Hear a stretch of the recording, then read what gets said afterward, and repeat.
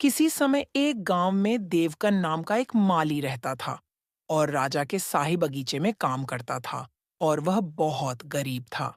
एक दिन जब वह सवेरे सवेरे राजा के बगीचे की ओर जा रहा था, तो अचानक एक छोटी सी चिड़िया उसके पैरों तले कुचले जाने से बाल बाल बची। उसने चिड़िया को उठाकर एक तरफ रख दिया। तभी चिड़िया प्रशंसा बोली, तुम्हारी मेहरबानी का धन्यवाद नौजवान। मैं बीमार हूं, इसीलिए उड़ नहीं सकती।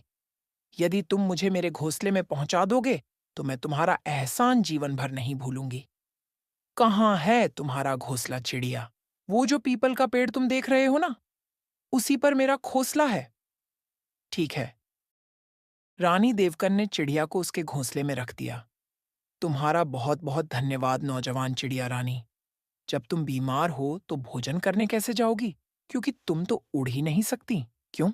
हाँ, जब तक मैं ठीक नहीं हो जाती, मुझे भूखा ही रहना पड़ेगा। यदि तुम मेरे खाने के लिए कुछ फूलों का प्रबंध कर दो, तो बहुत ही अच्छा होगा, क्योंकि मैं सिर्फ फूल ही खाती हूँ। अरे तुम चिंता मत करो चिड़िया रानी, मैं राजा के बाग में काम करता हूँ। वहाँ सैकड़ों किस्म के फूलों के पौधे लगे हैं। अच्छा, अब मैं चलता हूँ। लौटते समय तुम्हारे लिए मैं ढेर सारे फूल ले आऊंगा। ठीक। देवकन राजमहल की ओर चल पड़ा। वहां पहुंचकर देवकन सारा दिन बगीचे में काम करता रहा। घर लौटते समय जब उसने कुछ फूल तोड़कर अपने जेब में रखे, तो उसे प्रमुख माली प्रभुदास ने देख लिया और वह बोला, ओह, क्या ये फूल तुम चोरी करके कहाँ ले जा रहे हो? जानते हो शाही फूलों को चोरी करने की सजा क्या है? माफ कर दीजिए प्रभु जी, मैं आपसे आज्ञा लेना भूल गया। दरअसल ये फूल, मैं एक बीमार बकवास बंद करो। मैं इसी वक्त तुम्हें सैनिकों के हवाले करूंगा। समझे नहीं?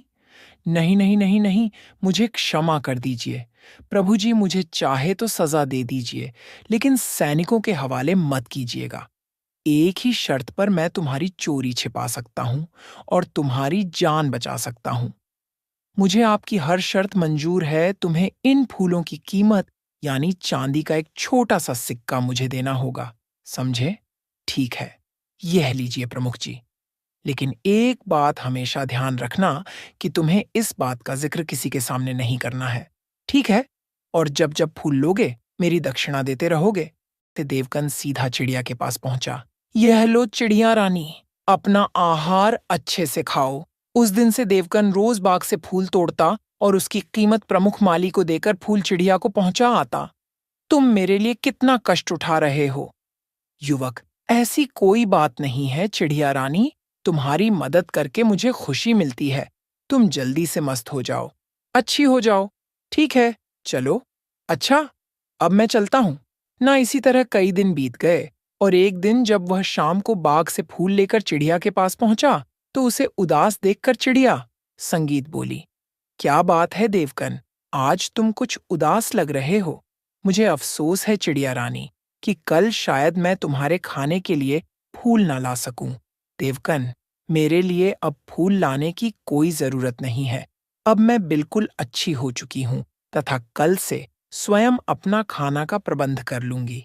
लेकिन फिर भी बताओगे कि तुम किस वजह से उदास हो? चिड़िया रानी, मैं इन फूलों की कीमत प्रमुख माली को देकर आता था, लेकिन अब मेरे पास एक फूटी कौड़ी भी नहीं बची।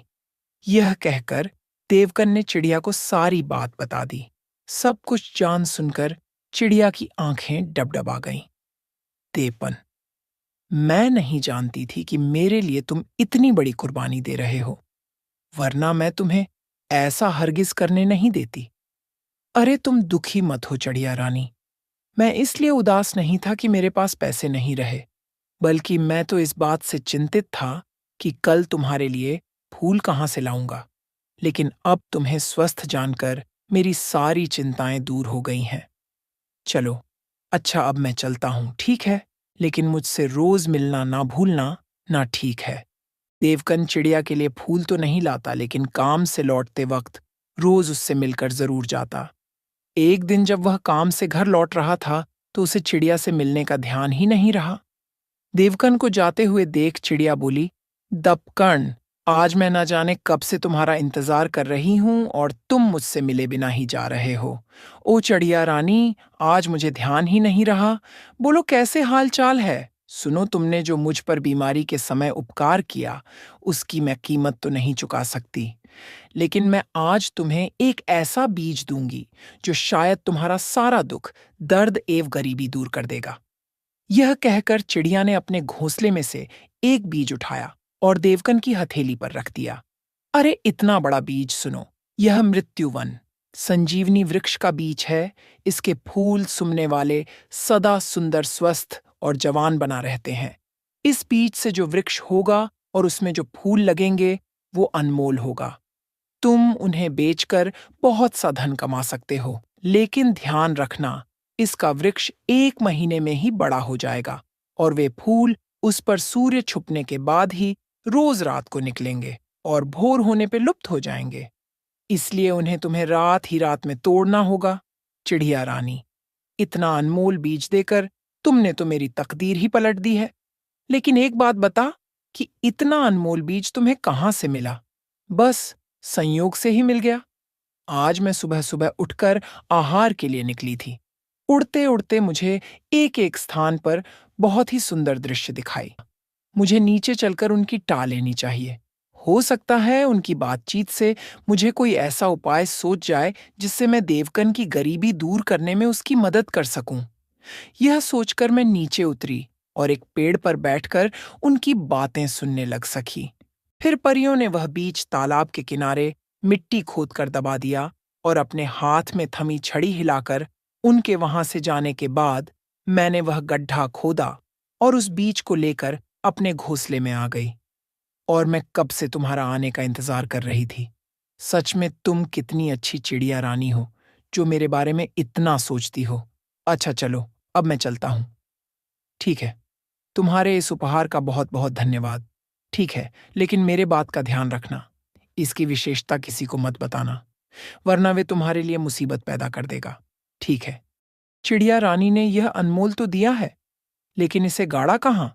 यदि इसे घर के बाहर गाड़ूं, तो वृक्ष के बड़े होते ही और फूलों के लगते ही लोगों को तो इसकी विशेषता पता चल जाएगी और वह सारे फूल तोड़ लेंगे और अपने घर के अलावा मेरे पास ऐसी कोई और सुरक्षित जगह भी तो नहीं है जहां मैं उस पेड़ को लोगों की निगाहों से बचाकर रख सकूं। फिर उस बीज को लगाऊं कहां? घर पहुंचकर भी उसका ध्यान उस बीज को बोने के लिए किसी स्थान के विषय में ही सोचता रहा। यदि एक बार वह पेड़ उग गया तो शायद फिर मुझे जिंदगी में कभी किसी चीज की कमी नहीं रहेगी। महाराज ही मुझे उन फूलों की मुंह मांगी कीमत